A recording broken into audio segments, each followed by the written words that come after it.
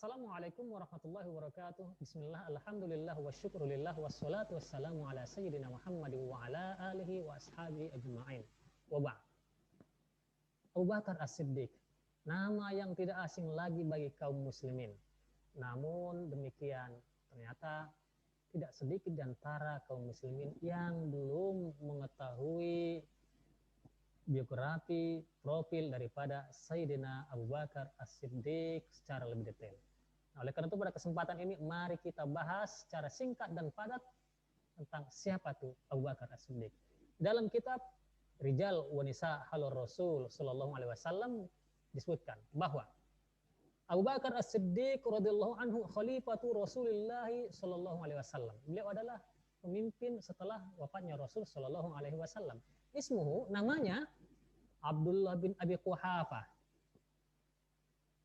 Uthman bin Amir bin Amr bin Ka'ab bin Sa'ad bin Taim bin Murrah bin Ka'ab bin Luay bin Ghalib. Ini nama asli daripada Abu Bakar As-Siddiq. Dari nama ini dapat kita ketahui bahwa Abu Bakar itu bukan nama bawaan beliau sejak masa kecil. Jadi nama aslinya adalah Abdullah bin Abi Quhafah. Abu Quhafah sendiri juga adalah nama panggilan. Abu Quhafah itu nama ayahnya. Tapi aslinya nama ayahnya adalah Uthman bin Amir.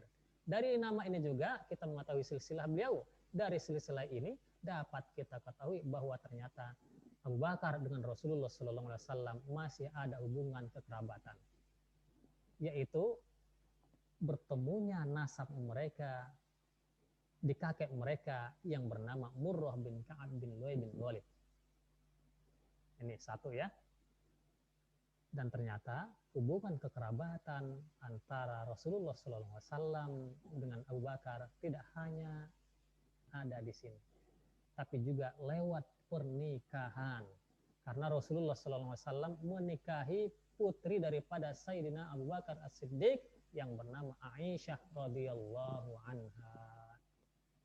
Oleh karena itu, dari sini kita ketahui juga bahwa Abu Bakar itu adalah mertuanya Rasulullah Sallallahu Alaihi Wasallam. Oke, beliau dilahirkan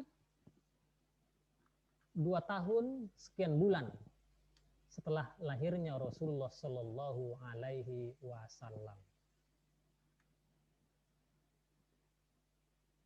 Beliau Abu Bakar As-Siddiq radhiyallahu anhu mempunyai gelar, yaitu yang pertama As-Siddiq. As-Siddiq artinya orang yang jujur, yang suka membenarkan, yang mempercayai.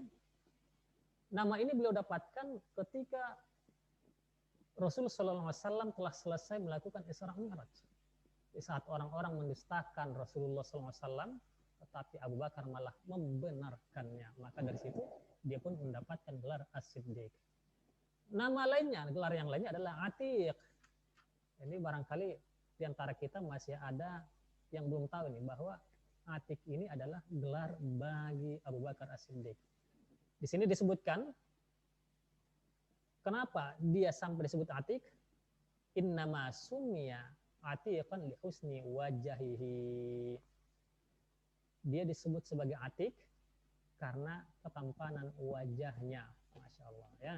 Berarti orangnya tampan Abu Bakar ini. Tetapi wakila ada lagi yang mengatakan li'ataqati nasabihi, yaitu karena kesucian nasabnya, keturunannya. Jadi karena nasabnya sangat jelas ya dari pernikahan ya. Kemudian Abu Bakar As-Siddiq ini di masa jahiliyah seperti apa?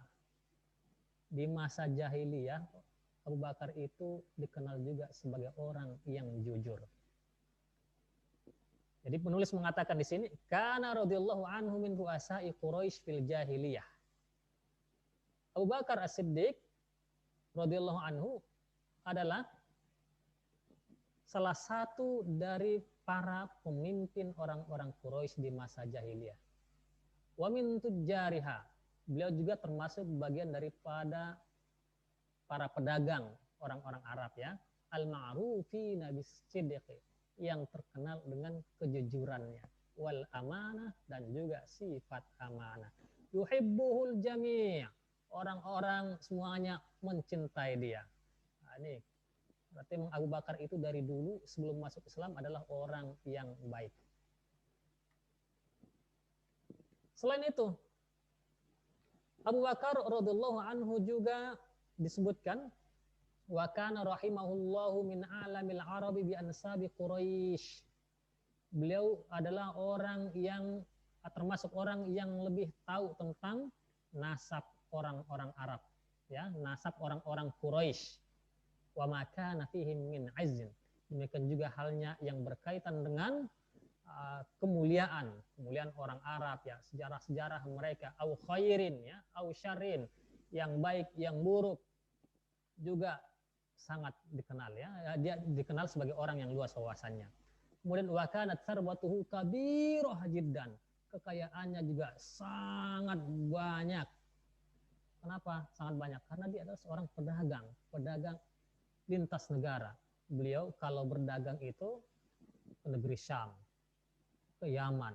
Jadi sangat jauh perdagangannya, dan disebutkan dari sumber yang lain bahwa beliau itu pedagang pakaian, dan ini juga memang sudah menjadi profesi daripada keluarga daripada Abu Bakar As-Siddiq radhiyallahu anhu.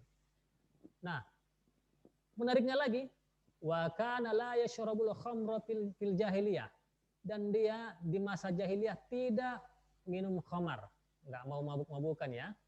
Harramaha ala nafsihi, beliau mengharamkan khamar untuk dirinya. Oke, baik. Kemudian disebutkan Islamuhu, keislamannya. Disebutkan oleh Ibnu Asakir dari Ali bin Abi Thalib radhiyallahu anhu bahwa Abu Bakar ini adalah awwalu man aslama minar rijal, orang yang pertama kali masuk Islam dari kalangan kaum laki-laki dewasa. Nah, ini setelah dia masuk Islam, dia mempengaruhi orang-orang dekatnya untuk masuk Islam. Tentunya orang-orang dekatnya adalah orang-orang yang baik, karena dia adalah orang yang baik. Salah satunya adalah Utsman bin Affan. Jadi Utsman bin Affan itu Islam karena rayuan, karena ajakan daripada Abu Bakar As-Siddiq radhiyallahu anhu. Nah, Abu Bakar radhiyallahu anhu ini juga mempunyai peranan yang sangat banyak dalam perkembangan agama Islam. Jadi, ketika Nabi Muhammad sallallahu alaihi wasallam ada di Makkah, beliau membela Rasulullah sallallahu alaihi wasallam dengan begitu luar biasanya. Sampai-sampai beliau pernah mengatakan kepada orang-orang Arab Quraisy, ataqtuluna rajulan ayyaqula rabbi Allah, apakah kalian membunuh seorang laki-laki hanya karena dia mengatakan Tuhanku adalah Allah? Ini salah satu pembelaannya. Kemudian beliau juga adalah orang yang menemani Rasulullah Sallallahu Alaihi Wasallam di saat Rasulullah SAW hijrah ke kota Madinah. Dalam hijrah Rasulullah ini, beliau menghadapi ancaman yang luar biasa dari orang-orang Arab Quraisy. Ancaman penangkapan, penyiksaan, bahkan pembunuhan. Namun demikian, meskipun potensi ini sangat besar, Abu Bakar As-Siddiq rela menemani Rasulullah SAW dalam perjalanan tersebut. Maka Abu Bakar As-Siddiq menyiapkan kendaraan berupa onta, ya, kemudian perbekalan. Mereka berdua kemudian sembunyi di Gua Sur selama sekitar 3 hari 3 malam. Lalu melanjutkan perjalanan menuju Madinah dengan aman, meskipun sempat dikejar oleh seorang kafir Quraisy yang bernama Suraqah. Namun Allah melindungi mereka berdua.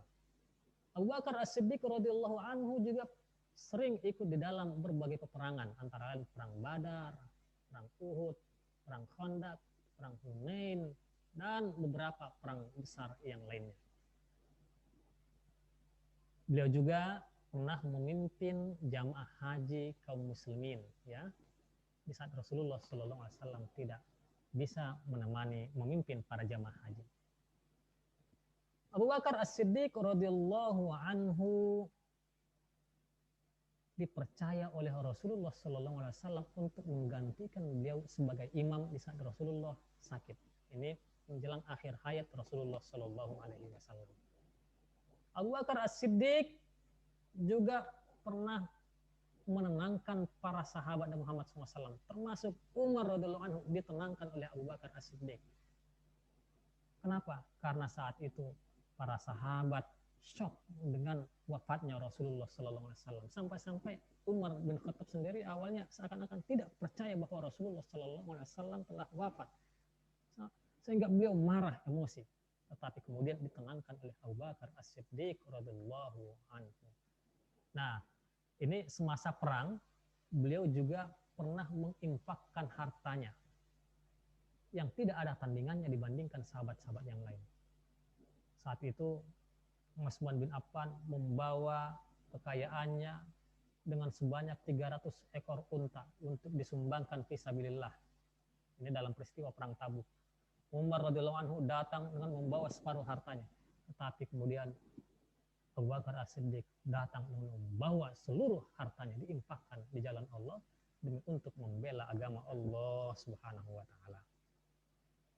Nah, kemudian setelah wafatnya Rasulullah SAW, para sahabat radhiyallahu anhu sepakat untuk mengangkat membaiat beliau sebagai khalifah, pemimpin pengganti Rasulullah Sallallahu Alaihi Wasallam. Nah, ini dalam kepemimpinan beliau juga mempunyai peranan yang sangat banyak. Antara lain memerangi kaum murtad, ya, memerangi orang-orang yang tidak mau berzakat.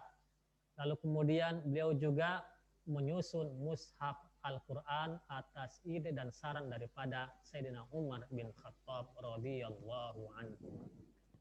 Nah, lalu beliau meninggal dunia, di sini disebut meninggal dunia pada malam Selasa, ya. Pada malam Selasa. Kepemimpinan beliau dalam menjadi khalifah itu selama 2 tahun lebih, ya. Di sini ada katakan 2 tahun 7 bulan. Abu Bakar As-Siddiq radhiyallahu anhu kemudian dimakamkan di samping Rasulullah Shallallahu Alaihi Wasallam.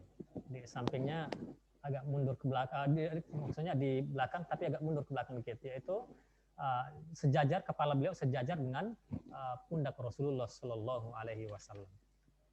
Itulah Khalifah Abu Bakar As-Siddiq. Semoga bermanfaat bagi kita semuanya. Wallahu a'lam bishawab. Wassalamualaikum warahmatullahi wabarakatuh.